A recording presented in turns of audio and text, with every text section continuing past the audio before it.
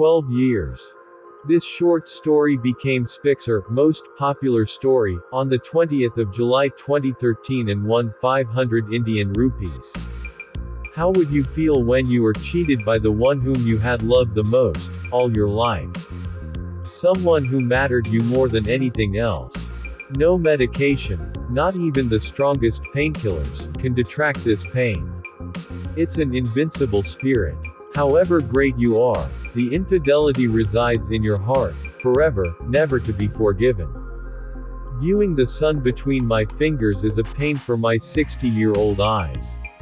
The forehead pains and the sun appears as a scattered yellow drop in the sky. It feels weighed and hammered by tons. But what's much more afflictive is forgiving her, her memories.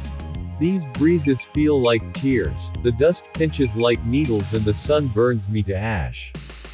My life is lonely, heart vacant and soul unfulfilled. With every breath take, I feel cursed and raped by destiny. 12 years, I am all alone but she never came back. I miss her, my darling wife, and our vow of life together has vanished. What will keep our love breathing, forever? I had asked her our first night. This knot will, she had said, turning her beautiful neck, embraced by a heavy gold necklace, to the knot that the priest had tied between our dresses. What if I unknot this?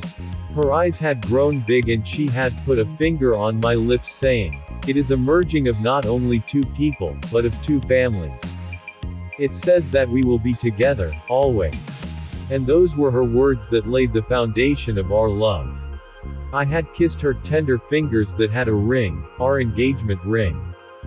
Ours was an arranged marriage, so we took a bit longer to understand. But, with time, the rhythm fell in and swept up from there. Her dedication to our new marriage was what had made our relationship intimate. She would help me with my small business details and kids with their homework. Her life was disciplined and acts supportive. Life was disciplined and acts supportive. My parents called her the perfect bride, my kids the best mother, and she was the sole companion for me. However bad my days would go, her infectious smile would make up for all of it. She would talk about my bad day and would relax me with her head massage. Her lovesome touch on my balding head would wipe out my worries and refuel my energy. She was never a nagging lady, like my friends' wives, and would support me in nadir and crest of life. Our marriage was a world filled with commitments and sacrifices, a world with love as its backbone. But as widely said, time is ever changing. My increasing number of diseases would crease her forehead sometimes. She never said so, but her face would tell me.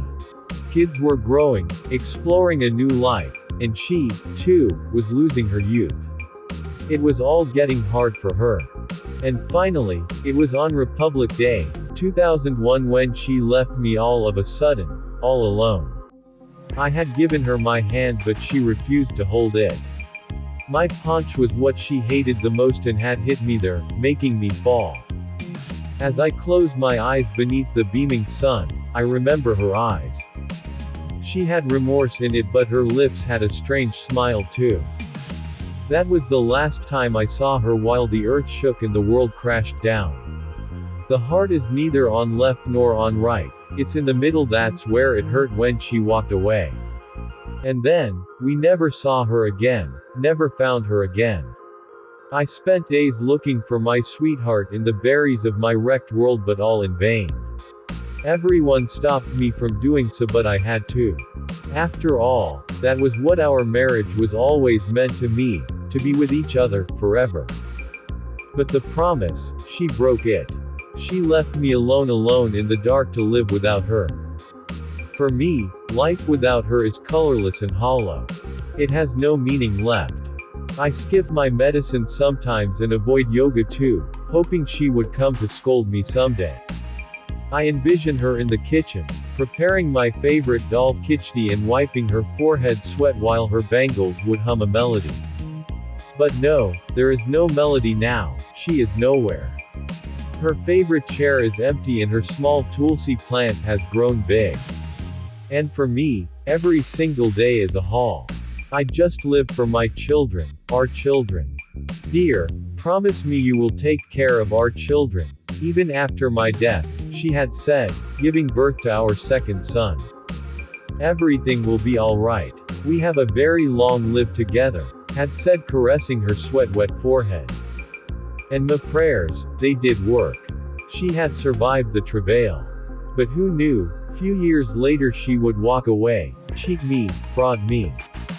Sitting in the lawn, where the fresh dew shines on green grasses under the sun, I look at the guava tree that we had planted. It will be the symbol of our love. We will water it and it will grow into a tree, she had said while planting the sapling. Our love, our tree, still stands there, strong in the storms and rooted at the grounds. The branches sway in the wind and the leaves dance on them.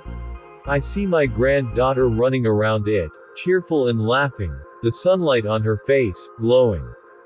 Lost in the amazement of symbol of our love, I hit my feet against a brick and the newspaper falls from my hand. As I bend and watch the ground, give it a kiss because inside, beneath the surface of the earth, resides my sweetheart. 12 years to the earthquake, the 26th of January 2001, Gujarat, India read today's newspaper's headline. That was the day when she walked away from our vow, a life together.